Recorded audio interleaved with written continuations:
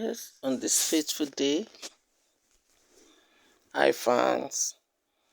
Today we are going to be making meat pie. This fateful day, I decided to bake meat pie. I'm using a self-rising flour. Instead of using the flour, I'm putting baking powder. So what I got here in the UK is self-rising flour. Though there's a normal flour too, you can put baking powder. And I want to use this flour is 1.5 kg, and I want to use 1 kg flour. I want to use 1 kg flour to make my meat pie. So we are going to be seeing how many meat pie we're going to make from 1 kg flour. So this is my 1 kg flour. I put 500 gram of butter in it. This is my butter, my cold butter. So I have to be cutting it in it with this knife, to be cutting the flour into it, as you can see. So when you get your flour, you put your baking powder. The next thing is to cut the butter into it. I am done cutting the butter into it. Okay, I'm still doing that.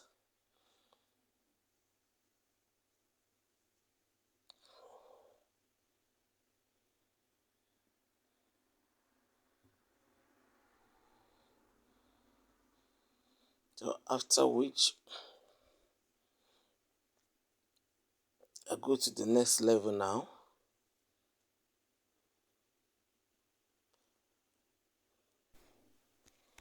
Yeah, I've added 1 teaspoon of sugar and 1/2 teaspoonful of salt.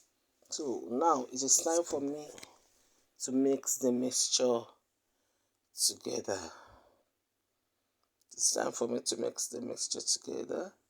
So first, before you take it, because I don't have much energy, so instead of me to knead it with my hands, so I'm going to be using my new gotten mixer. So what I just did is use that palette in my hand to mix the mixture together. Then it's time for me to add a cup of milk. This is a cup of milk I'm adding to it. Yes, I had a cup of milk. Then the next thing I do now is to mix it together. So I'm doing all of this so that it could be easier for the mixer to mix it. And here am I. I've already brought it to my mixer. Now it's time for the mixer to mix it. Mind you, when you are using a mixer, for the beginners, don't use the same the mixer has different hooks, the mixer itself. So don't use the one you use to do your batter for cake. You use the one for dough. The one for dough is usually more tough. You will see it there. So always remember to do that so that you don't spoil it. So you can see it has mixed. I think at this junction, I had to put 3 large eggs to help the mixture as well. So I'm going on the second batch of mixing. This is it. So this is it mixing up. Now I've opened again to see how it has done. So it's getting better. So you can see this as a cup. The dough is already forming. Assuming I'm not using mixer, I'll be using my hand. It will take longer time and it takes a lot of energy. It takes longer time and a lot of energy. But with a good mixer, you can actually get this done. So this is the third time it will be going. It doesn't take so much time. This is the third time. Can you see it? Can you see how properly it is getting its mess? Can you see? It's going, and now I am done. Can you see? Can you see? It has actually formed. It is well done. Well done. So now it's time for me to bring it out. I'm going to be bringing it out into a bowl, from where you can see me now packing it out into a bowl, from where I'm going to be having to continue my work. So this is me packing it out from the mixer bowl. This is me packing it out from the mixer bowl. So all the clumps that by the side of the bowl, you can see me using the knife, the scraper to scrape it off and to pack everything. No waste though. I cannot afford to waste. Eh? With all this ingredient that are in there, I would not waste those ones. No, I make sure that I pack everything. I pack every goddamn thing. And here is what I packed. The pastry. Here it is in my bowl. So the work is going to start now. So my plan right now is to divide the dough, put it in a clean nylon. Can you see it? In a clean film. I'll pack in a clean film. So if you want to have,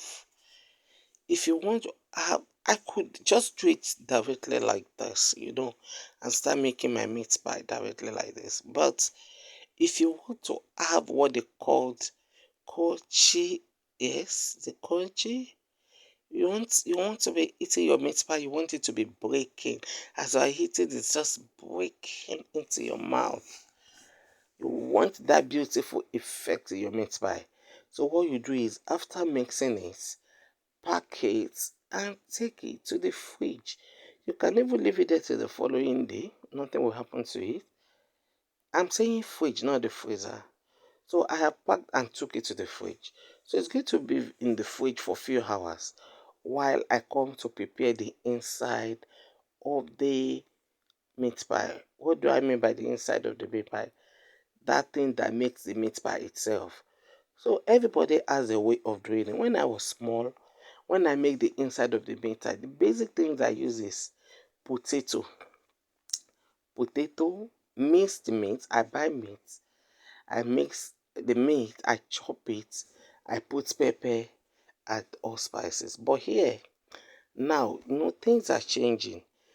Then when I do, you can see what I'm pouring inside it now. This is potato, boiled potato. What I just poured from inside that blender is a boiled potato that I blended with pepper, with carrots. I blended it with pepper, with carrots, with odo. Those are and onions. Those are the three things I blended together. Before, you sit down, you will start dicing potato, God. Thinking that if you don't dice potato, there's no meat pie. Things have really changed now. At times you eat some meat pie, you'll be wondering it will taste so well, you'll be wondering what did they use to make it. My dear, this my meat pie. I told you I boiled potato. I I put I put it inside the blender. Put odo, carrot. I chop carrot into pieces. I pour it inside. Put what is it called? Um, onions, and I blended them together. I put my minced meat on fire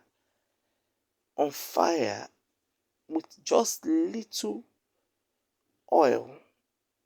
I put it on fire. Then I put all my seasoning, every beautiful seasoning, including meat spice, every beautiful, including black pepper. I put it. Then you watch out for the good taste that you want. You understand? I brought it out. It was so nice. Now, after I was done with that, it is time for me to start making my dough.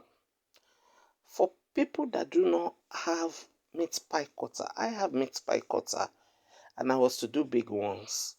I have meat pie cutter, so I'm going to be using my meat pie cutter.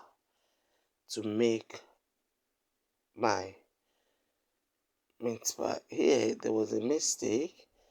I was made to put it on my meat pie cutter first. I forgot it that I was going to use my meat pie cutter. I thought I was going to be using something else. So this is my egg. When you're about to do it, you have a broken egg somewhere.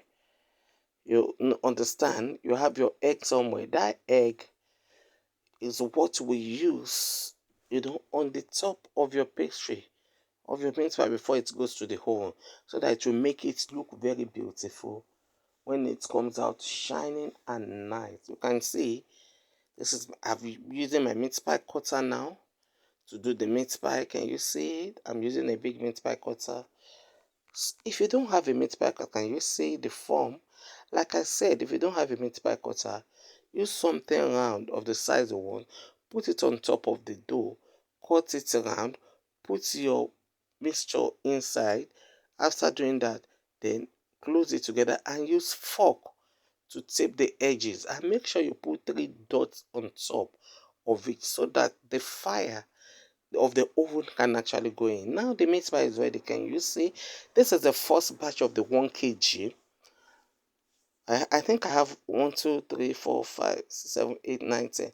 I think I was able to make 20 to 22 pieces of meat pie. I like my meat pie because we're eating at home. I like it to be brown. I like when meat pie is really brown. So I'm making it at home, so I have a choice. That is why I made it this brown. You understand? Like most of it that we bought out from the restaurants, they're usually white. And this is it. This is all I made for my 1 kg flour. Can you see? Big meat pie, and it's like 20 to 22 pieces. I hope you're going to try yours. Thanks for watching. Oh, hope you are going to try yours too. It's simple. Bye.